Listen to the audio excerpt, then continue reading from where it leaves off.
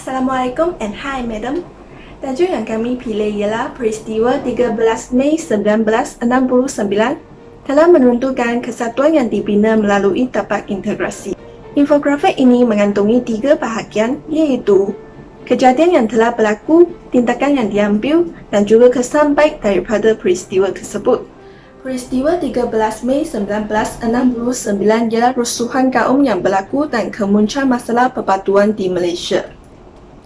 Tragedi ini mengakibatkan kehilangan nyawa serta harta benda dan merupakan satu titik hitam dalam sejarah negara Malaysia. Menurut kiraan rasmi, rusuhan kaum ini telah menyebabkan 196 maut dan 439 cedera. Tragedi ini adalah konflik perkauman antara orang Melayu dan orang Cina disebabkan perbezaan besar dalam kebudayaan, politik dan ekonomi di kalangan etnik masing-masing pada masa itu. Punca-punca yang menyebabkan peristiwa 13 Mei 1969.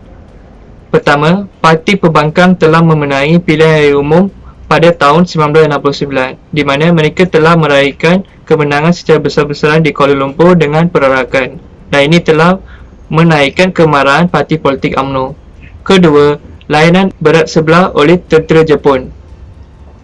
Masyarakat Cina telah dilayan begitu teruk berbanding dengan masyarakat Melayu pada zaman penjajahan Jepun. Ini telah menyemai perasaan pengusaha antara dua kaum tersebut. Ketiga, pertingkatan parti politik. PAP telah membangkitkan kedudukan orang-orang Melayu di tanah Melayu, dan ini telah menaikkan kemarahan parti politik UMNO.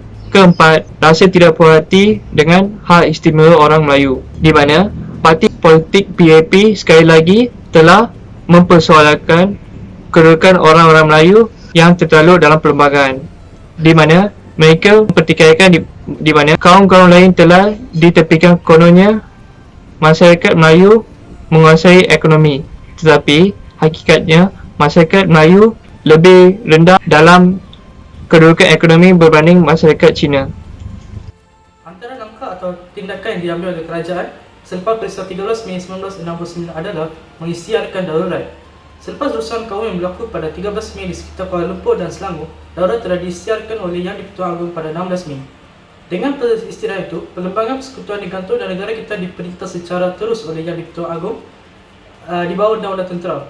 Semua orang tidak dibenarkan keluar dari rumah. Tindakan kerajaan ini adalah untuk menenangkan keadaan kerentetan dan situasi yang tidak terkawal dan menghalang pertempuran antara kaum berlaku lagi. Hal ini dibuat bertujuan untuk memberi masa dan kesedaran kepada pihak berkuasa untuk berfikir secara rasional dan mencari jalan untuk menghentikan kekacauan ini dalam masa singkat.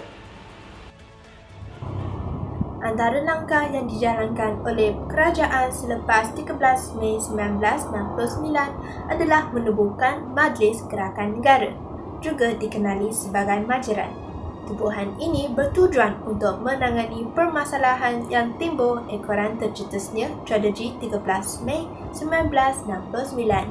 Tun Abdul Razak sebagai Timbalan Perdana Menteri pada ketika itu telah dilantik sebagai pengarah Majeran dengan anggota-anggota lain seperti parti-parti politik, pegawai-pegawai kanan kerajaan dan pegawai tinggi polis dan tentera.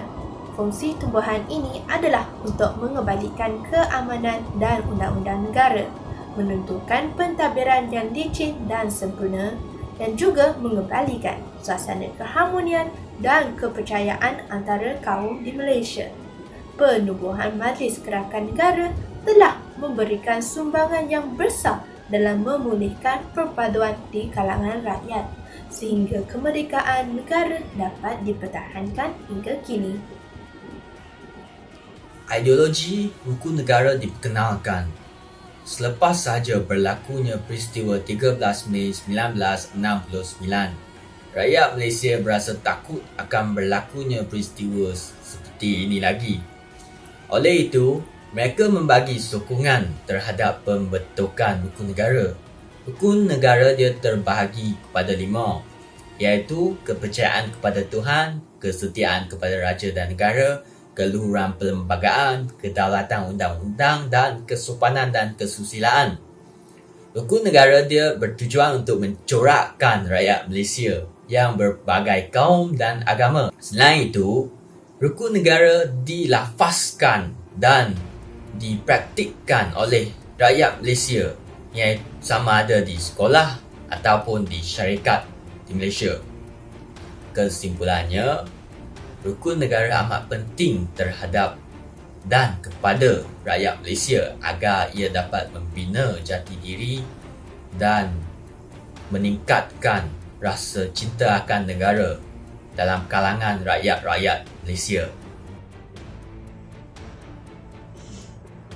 Salah satu kesan baik selepas peristiwa 13 Mei 1969 adalah peningkatan perpaduan dan kehormatan antara berbilang kaum. Peristiwa 513 menimbulkan masalah perpaduan antara kaum di Malaysia dan menyebabkan kes kematian dan kecederaan yang banyak. Peristiwa ini juga meragut nyawa dan harta benda rakyat. Peristiwa ini merupakan mimpi buruk terhadap kita. Jika rakyat berperpaduan dan hormat menghormati antara satu sama lain, peristiwa 513 tidak akan berlaku. Selepas peristiwa ini, masyarakat memahami kepentingan perpaduan dan kehormatan antara kaum. Perpaduan dan kehormatan amat penting antara kaum. Selepas peristiwa ini, masyarakat memahami bahawa perpaduan dan kehormatan antara kaum dapat membina satu negara yang aman, harmoni dan damai. Sebuah negara aman, harmoni dan damai dapat memperkembangkan negara dan rakyat dan dapat hidup dengan lengah hati. Kita dapat lihat kelas kita terdapat berbilang kaum, Melayu, Cina, India, Iban, Kadasun dan lain-lain, dan kita boleh belajar bersama-sama dalam satu kelas tanpa kira kaum. Kita tidak akan bergaduh dan kita tidak berlawan. Ini menunjukkan bahawa kita boleh hidup bersama-sama. Ini menunjukkan rakyat Malaysia menimba pengajaran daripada sejarah.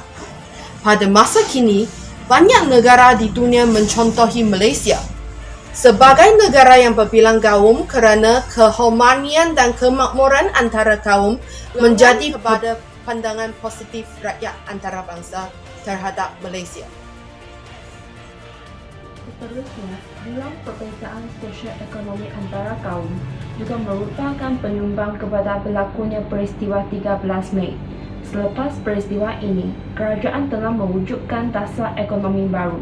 Matlamat utama dasar ekonomi baru ialah untuk mencapai perpaduan negara melalui strategi iaitu mengurangkan dan membasmi kemiskinan di kalangan rakyat tanpa mengira kaum.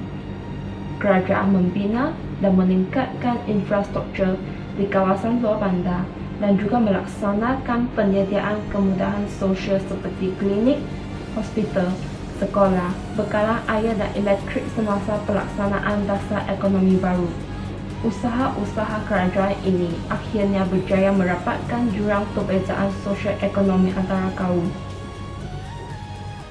Kesimpulannya, peristiwa 13 Mei merupakan satu rungsungan antara kaum yang tercetus 40 lebih tahun yang lalu. Walaupun kita cuba memandangkan kenangan pahit itu dari memori kita, menyertai perpaduan itu asas kepada pembentukan sebuah negara yang kukuh. Bagi langkah sama ada dalam aspek politik, ekonomi dan sosial telah dilaksanakan bagi memantau perpaduan dalam kalangan rakyat. Selepas itu, perkamuan akan menjadi faktor perhalangan ke arah merealisasikan interaksi nasional di negara kita, di mana faktor-faktor ini mendorong kepada tindakan-tindakan berat sebelah terhadap kumpulan-kumpulan yang lain. Namun begitu, asas perpaduan kaum di Malaysia masih boleh dianggap baik berbanding dengan negara-negara yang lain, di mana negara kita berjaya mengurus cabaran masalah perkaumuan dengan lebih berkesan. Akhirnya, kelebihan Malaysia ialah kesediaan kita menerima kepelbagaian budaya dan agama sebagai satu sumber kekuatan dan sentiasa menunjukkan komitmen yang tinggi dalam menyesuaikan sikap sendiri dengan sikap kaum-kaum yang lain.